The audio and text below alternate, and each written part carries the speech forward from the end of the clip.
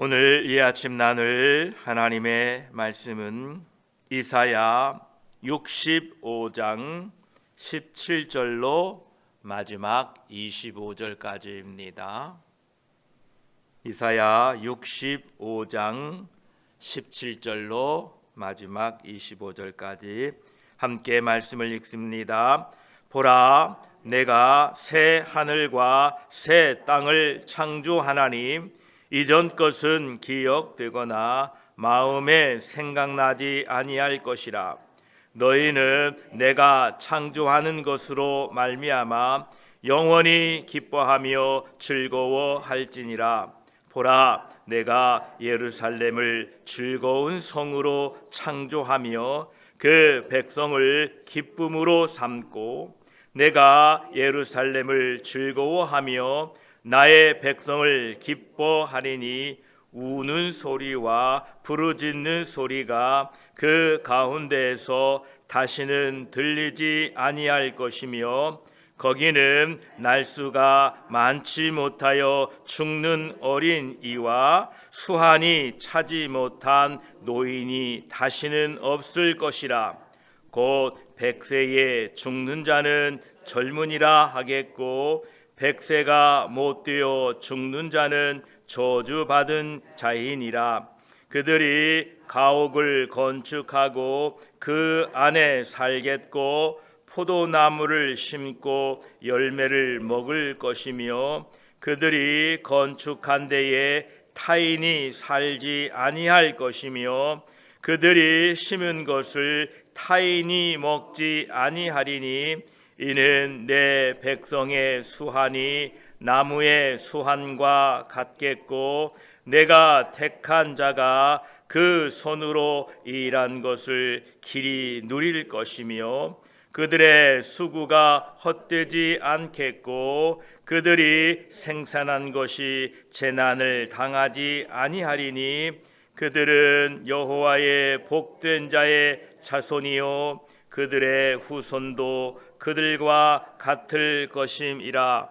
그들이 부르기 전에 내가 응답하겠고, 그들이 말을 마치기 전에 내가 들을 것이며, 이리와 어린 양이 함께 먹을 것이며, 사자가 소처럼 짚을 먹을 것이며, 뱀은 흙을 양식으로 삼을 것이니, 나의 성산에서는 해함도 없겠고 상함도 없으리라.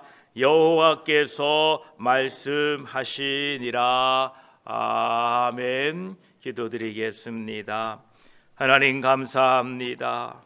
우리에게 새해를 열어주시고 새날을 열어주셔서 주 앞에 나와 예배하게 하심이 하나님의 은혜입니다. 올해도 예배 가운데 함께 하시는 하나님, 예배 가운데 말씀하시는 하나님의 음성을 듣게 하시고 하나님의 뜻을 이루어가는 복된 한 해 되게 하여 주시옵소서. 이 아침에도 말씀을 나눌 때에 성령 하나님께서 우리 가운데 함께하여 주시옵소서. 우리 구주 예수 그리스도의 이름으로 기도드립니다. 아멘. 65장 17절에 보라, 내가 새 하늘과 새 땅을 창조하나니 이전 것은 기억되거나 마음에 생각나지 아니할 것이라 말씀하십니다.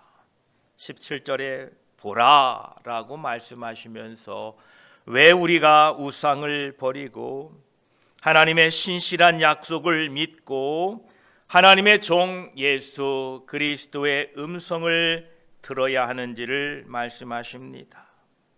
오늘 17절에는 하늘과 땅을 언급하면서 오직 하나님만이 창조자이시고 하늘과 땅은 하나님의 진노 앞에 진동할 것이며 하늘과 땅을 하나님이 주관하고 계신다 말씀하십니다. 하나님은 이사야의 첫 장 1장 2절에 하늘이여 들으라 땅이여 귀를 기울이라 라고 말씀하시면서 이스라엘의 반역의 증인으로 하늘과 땅을 불러 세웁니다. 세상의 어떤 신이 하늘과 땅에 대하여 이렇게 선포합니까?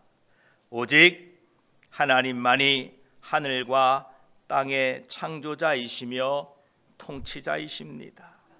이러한 하나님께서 새 하늘과 새 땅을 창조하신다고 말씀하십니다. 베드로후서 3장 13절에도 우리는 그의 약속대로 의가 있는 곳인 새 하늘과 새 땅을 바라보도다 말씀합니다. 요한계시록 21장 11절에도 또 내가 새 하늘과 새 땅을 보니 처음 하늘과 처음 땅은 없어졌고 바다도 다시 있지 않더라 라고 말씀하십니다.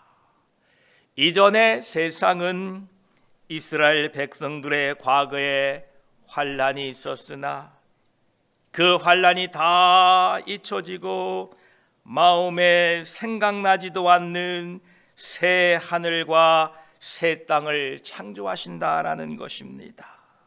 그러므로 우리는 정의를 지키며 의를 행하며 살아야 됩니다.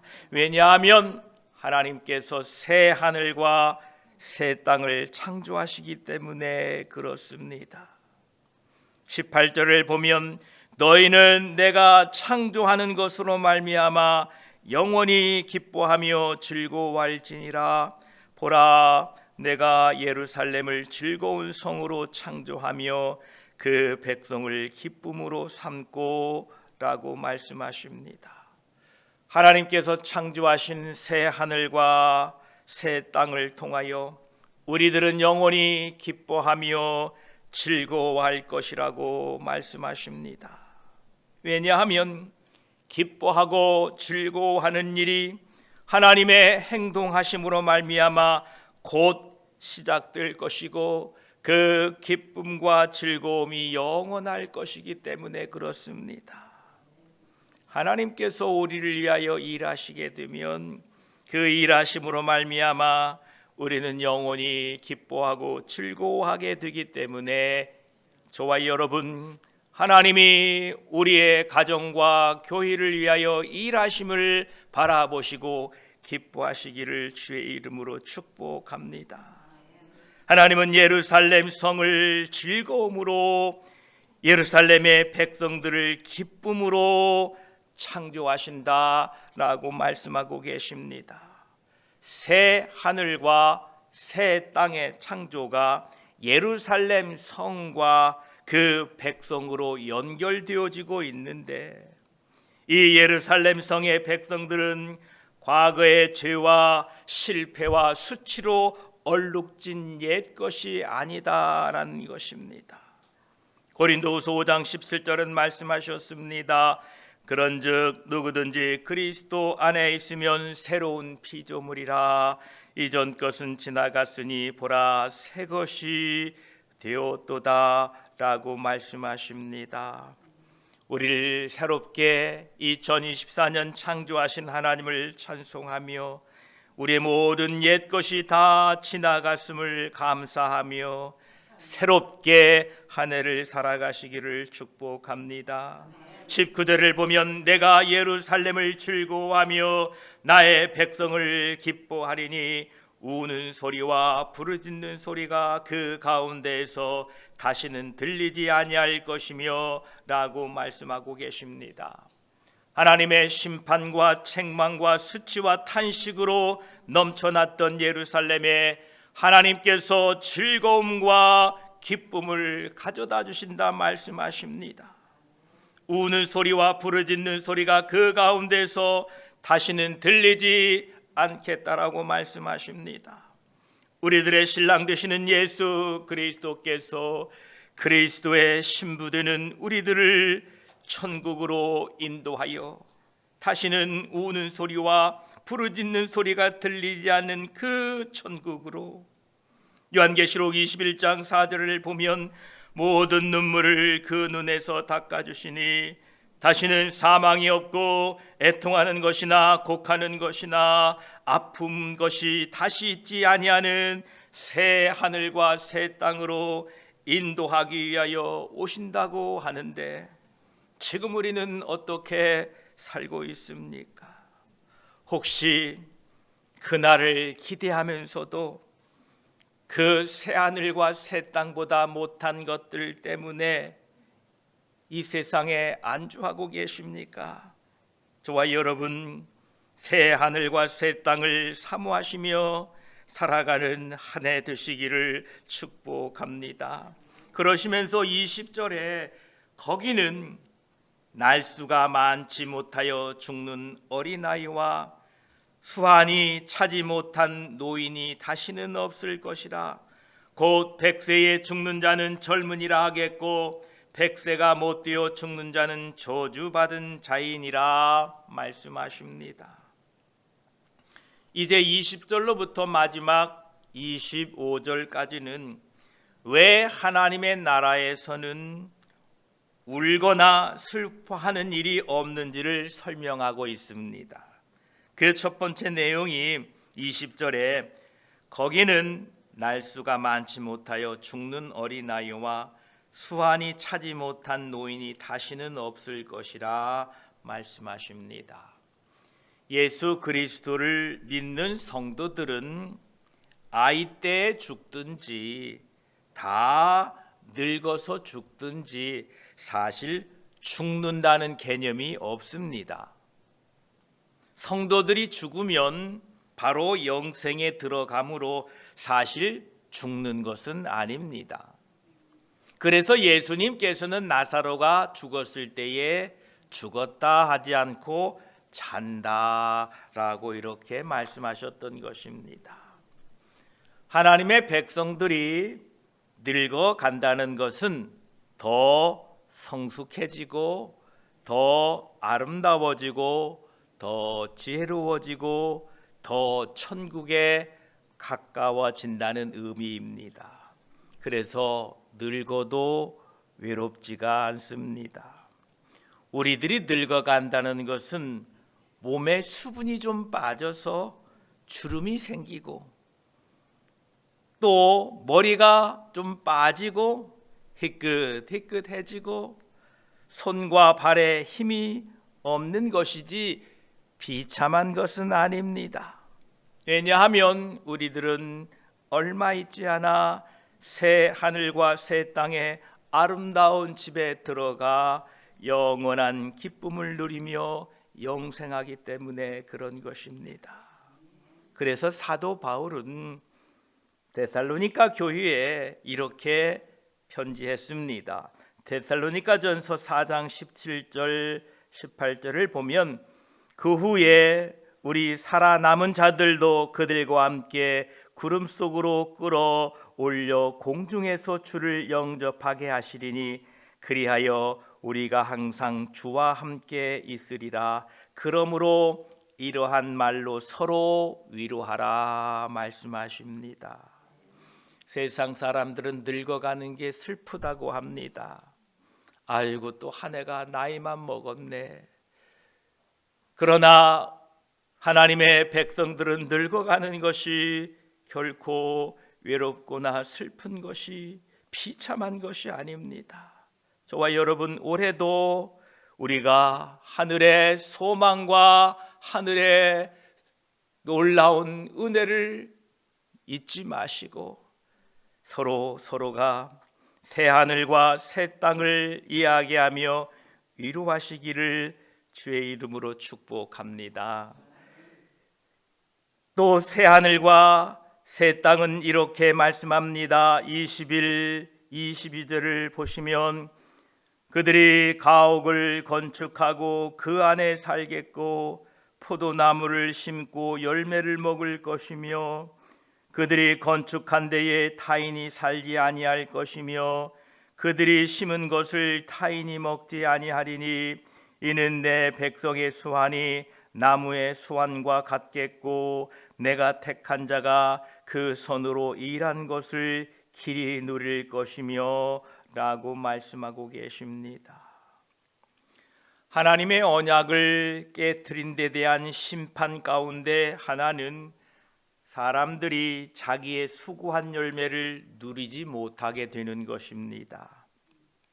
집을 지었는데 다른 누군가 그 집에 살게 되고, 포도원을 가꾸었는데 그 포도원이 다른 누군가에게 열매가 되어 먹히게 됩니다. 그러나 하나님의 백성들은 노력이 헛되거나 쫓겨나거나 목숨을 잃을 염려가 없습니다. 왜냐하면 하나님이 함께 하시기 때문에 그렇습니다. 하나님의 말씀을 떠난 사람들은 그들의 수고가 헛되고 맙니다. 그러나 하나님의 백성들은 하나님이 함께 해주십니다. 23절을 보십시오. 그들의 수고가 헛되지 않겠고 그들이 생산한 것이 재난을 당하지 아니하리니 그들은 여호와의 복된 자의 자손이요 그들의 후손도 그들과 같을 것임이라 말씀하십니다. 하나님의 백성들이 언약의 말씀에 순종하면 우리의 수고가 헛되지 않는다라는 것입니다. 곰곰이 생각해 보십시오. 세상 사람들이 참으로 애쓰고 수고하고 참으로 열심을 다했지만 그들의 수고가 헛된 일이 얼마나 많습니까? 그러나 하나님의 말씀을 붙들고 수고하는 모든 애씀과 순종은 헛되지 아니합니다. 우리가 하나님의 말씀을 붙들고 순종하게 되면 우리의 자녀들은 날 때부터 재난 당하는 일이 없을 것입니다. 왜냐하면 하나님의 말씀을 우리가 순종하고 신실하게 살게 되면 우리 후손들에게 복이 임하기 때문에 그런 것입니다. 우리 부모된 세대가 잘 살아야 한 이유가 여기 있습니다. 우리 부모가 믿음으로 살면 그 믿음이 후손들에게 물려진다는 이 성경의 중요한 메시지 앞에 우리는 이 시대를 책임지고 있는 우리들은 믿음으로 결단하고 사셔야 됩니다. 복이 어디서 갑자기 하늘에서 뚝 떨어지거나 땅에서 불뚝 솟아나는 것이 아닙니다. 우리가 각자 하나님의 말씀을 붙들고 살게 되면 여러분을 통하여 하늘에서 복이 임하여 우리의 가정과 교회에 임하게 될 것입니다. 또한 하나님께서는 하나님의 말씀을 붙들고 사는 백성들에게 이렇게 위로하십니다. 그들이 부르기 전에 내가 응답하겠고 그들이 말을 마치기 전에 내가 들을 것이며 라고 말씀하십니다. 인간들에게 있어서 가장 큰 축복은 하나님과 교제하는 것입니다. 아브라함을 하나님의 하나님의 친구라 불렀는데 이러한 축복이 세상에 어디 있습니까? 온 우주를 창조하시고 통치하시는 하나님이 나의 벗이다. 상상이 되십니까? 온 인류를 주관하시고 역사를 주관하시는 분이 나의 친구가 되신다. 이 놀라운 축복이 저와 여러분에게 임하기를 축복합니다. 이 타락한 세상에서 하나님과 교제하기는 참으로 어렵습니다. 기도를 방해하고 어지럽히는 수많은 일들이 일어납니다. 우리의 죄악이 너무 자주 우리와 하나님 사이에 끼어들어서 하나님이 우리를 위해 행하시는 것을 가로막고 있습니다. 그러나 새 하늘과 새 땅 하나님의 나라에서는 성령의 충만함으로 내 안에 하나님의 임재가 충만하게 될 때에 우리가 아직 간청하지도 않고 우리가 아직 부르짖지도 않고 우리 마음에 생각만 했을 때에도 이미 하나님은 응답하시기 시작합니다. 우리가 아직 말하고 있을 동안에도 하나님은 들으시고 축복하십니다. 이러한 하나님과의 완전한 교제와 완전한 회복이 저와 여러분에게 2024년 있기를 축복합니다. 25절에는 하나님과의 관계 속에서, 하나님과의 교제 속에서 하나님의 새 나라와 새 땅이 어떻게 변하고 어떻게 이루어가는가를 우리에게 말씀하십니다. 이리와 어린 양이 함께 먹을 것이며 사자가 소처럼 즙을 먹을 것이며 뱀은 흙을 양식으로 삼을 것이니 나의 성산에서는 해함도 없겠고 상함도 없으리라 여호와께서 말씀하시니라. 아멘. 하나님의 새 창조의 성격은 이미 이사야서 11장에 기록되어 있습니다. 이사야서 11장에 이새의 줄기에서 한 싹이 나며 라고 말씀하며 그때에 이리가 어린 양과 함께 살며 표범이 어린 염소와 함께 누울 것이다 라고 말씀하셨는데, 이 이사야 11장에서는 예수 그리스도의 오심을 설명하면서 밝힌 내용입니다. 즉 새 하늘과 새 땅은 예수 그리스도의 오심을 통하여 시작되었고 예수 그리스도의 재림을 통하여 최종적으로 완성될 것임을 말씀하고 계십니다. 하나님의 새 하늘과 새 땅의 특징은 본질적인 본성의 변화입니다. 생각해 보십시오. 어떻게 이리가, 사자가, 표범이 어린 양과 염소로 변합니까? 이것은 본질의 변화입니다.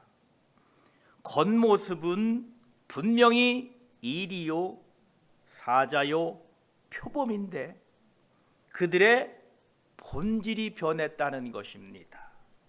이것이 하나님의 새 나라의 특징입니다. 겉모습은 옛 것과 동일하지만 내면은 완전히 새롭게 창조되었다는 것입니다. 이것이 바로 우리에게 임하신 하나님의 나라의 특징이라는 것입니다. 고린도후서 5장 17절 함께 또 보겠지만 그런즉 누구든지 그리스도 안에 있으면 새로운 피조물이라 이전 것은 지나갔으니 보라 새 것이 되었도다. 하나님의 나라의 특징은 이러한 본질의 변화입니다. 지난해와 같은 겉모습 동일하지만 새해에는 하나님의 창조하심으로 말미암아 우리의 속사람이 새롭게 되는 것, 하나님과 함께 동행함으로 말미암아 우리의 옛 모습은 동일하지만 우리의 내면에는 본질적으로 변화되고 새롭게 되는 하나님의 새 창조의 역사가 오늘 예배하는 저와 여러분에게 있기를 축복합니다. 이것을 기대하고 소망하시기를 축복합니다. 기도드리겠습니다. 아버지 하나님, 하나님께서 새 하늘과 새 땅을 창조하시겠다라고 말씀하십니다. 이전 것은 기억되거나 마음에 생각나지 아니할 것이다 말씀하셨습니다. 감사합니다. 하나님의 새 하늘과 새 땅은 본질적으로 본질의 변화입니다. 어떻게 이리가, 사자가, 표범이 어린 양과 염소로 변할 수 있습니까? 오직 하나님의 능력만이 우리의 본질을 변하게 합니다. 겉으로는 동일한 우리의 겉모습이다 할지라도 하나님, 우리의 내면, 우리의 본질을 하나님 새롭게 하여 주심을 감사합니다.